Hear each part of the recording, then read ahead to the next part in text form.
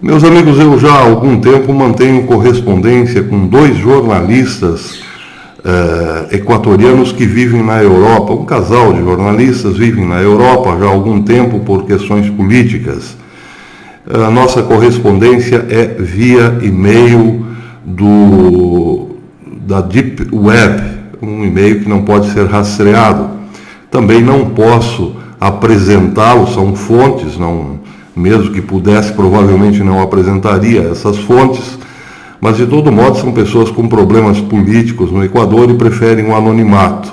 Nós nos correspondemos pela Deep Web.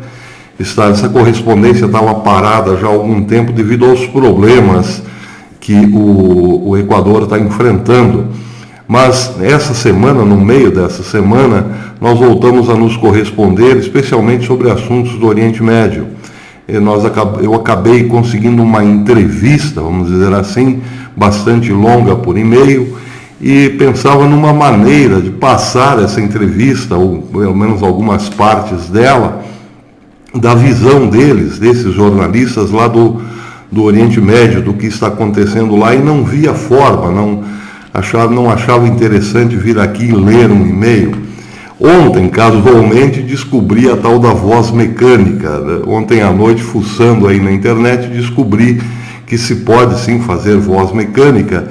Então, usei esse recurso para dar vida a essa correspondência que eu troco com esses jornalistas equatorianos que vivem na Europa. Espero que vocês gostem, é uma entrevista curta. Eu peguei digamos assim, as partes mais essenciais dessa nossa última correspondência, e trata-se de uma visão, desculpem dizer, mas nada otimista desses jornalistas em relação ao que está acontecendo no Oriente Médio.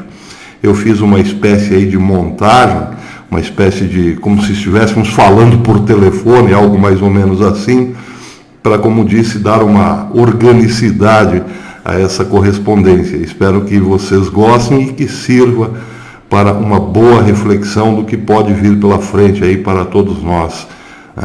Então, com vocês, Alexandre Belei e o nosso amigo lá que está na Europa, intitulado Anônimo, o nosso correspondente internacional, vamos dizer assim, anônimo. Anônimo, o que na sua opinião está acontecendo lá no Oriente Médio? O que está acontecendo, professor, é a velha tentativa de levar o mundo a uma terceira guerra mundial. Bem, uma terceira guerra mundial provocada por quem exatamente? Rússia, China, Estados Unidos? Eu acredito que isso é parte do velho plano de redução populacional anunciado nas cartas de Albert Pike. Penso que o mesmo poder global que levou o mundo a viver duas grandes guerras mundiais voltou a operar com a chegada de Barack Obama na Casa Branca. Então, seria um plano articulado pelos globalistas, né, as famílias dinásticas que mandam no mundo economicamente, né? E com o auxílio, nesse caso, com o auxílio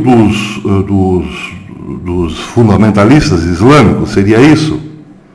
Sim, professor. Isso tem a ver com a criação do Estado Islâmico financiado pelo Ocidente, juntamente com a Irmandade Muçulmana. Eles criaram um conflito em todo o Oriente Médio para derrubar regimes na tentativa de envolver a Rússia numa grande guerra. Vladimir Putin, sabendo do esquema, preferiu, num primeiro momento, a neutralidade. Bom, se tudo isso então é articulado pelos senhores do mundo, é preciso considerar que a Rússia, então, nesse caso, que é ainda comunista, né, também é parte do projeto, ou não, ou estaria errado? Sim, mas a Rússia só entrou efetivamente no conflito regional quando Bashar al-Assad esteve para cair. Bom, então isso quer dizer que, na sua opinião, a Rússia não é mais o problema, ela propriamente? O problema agora é diferente. Donald Trump, assim como Putin, não queria os Estados Unidos envolvidos na armadilha de um grande conflito. Foi por isso que ordenou a retirada das tropas da Síria. Infelizmente o processo foi mal feito, porque Trump não considerou que pudesse criar um problema ainda maior. Penso que Trump acreditava que a Turquia tomaria faixa de segurança com uma certa tranquilidade, sem causar grandes traumas para os curdos. Só que não foi isso que aconteceu. Erdogan tinha pressa e não perdeu um minuto em colocar os seus soldados sobre os curdos. Isso pegou todos de surpresa, inclusive Vladimir Putin. Bom, então,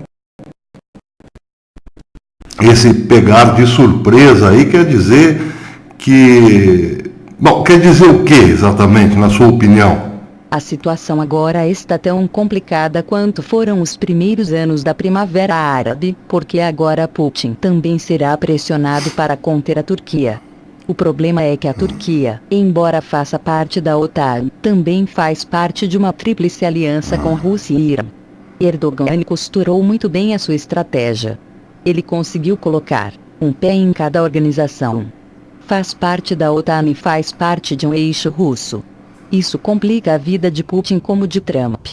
Para tirar a Turquia da Síria, a Rússia terá que fazer pesados ataques contra seu parceiro Erdogan, mas, se deixar Erdogan fazer o que pretende, terá um problema com Bashar al-Assad. E esse é o X da questão agora.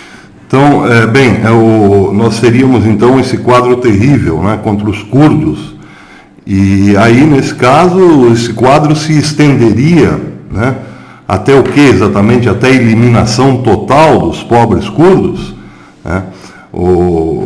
Então, seria, digamos, uma situação se arrastando indefinidamente?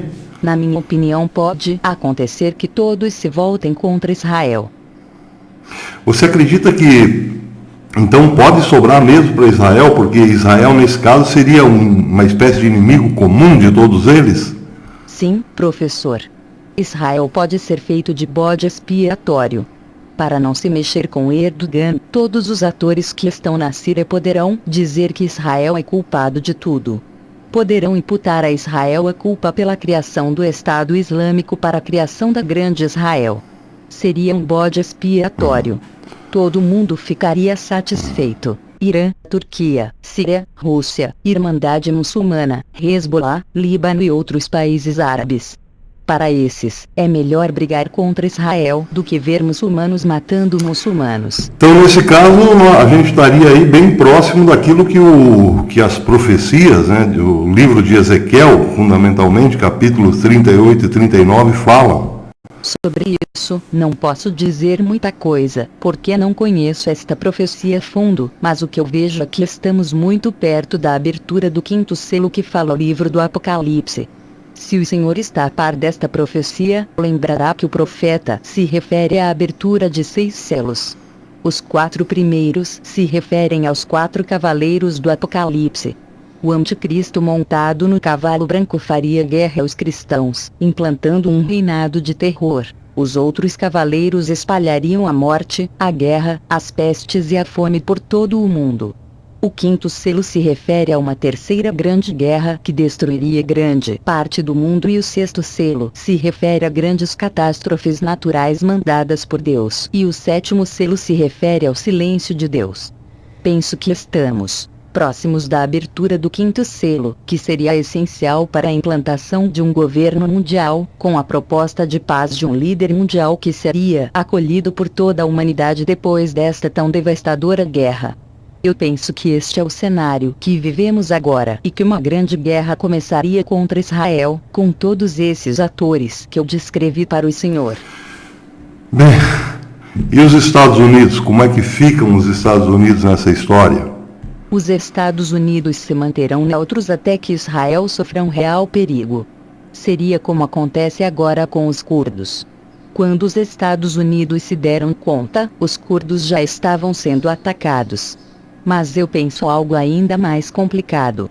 Penso que o sexto selo será aberto logo em seguida ao quinto selo.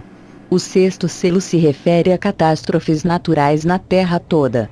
Então, penso que quando os Estados Unidos pensarem em defender Israel, entrando definitivamente na guerra, será castigado por uma grande catástrofe que o impedirá de exercer seu poder bélico no Oriente Médio ou qualquer parte do mundo. Então, na sua opinião,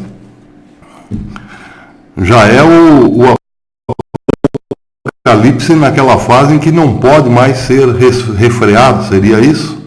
Sim, professor. Penso que teremos dias bíblicos e muito terríveis pela frente. Bem, é hora, portanto, então, de nos voltarmos para Deus, certamente, né, com o coração contrito, como fala o Evangelho, como falam os Evangelhos, com humildade e esperança, concorda? Sem dúvida, professor.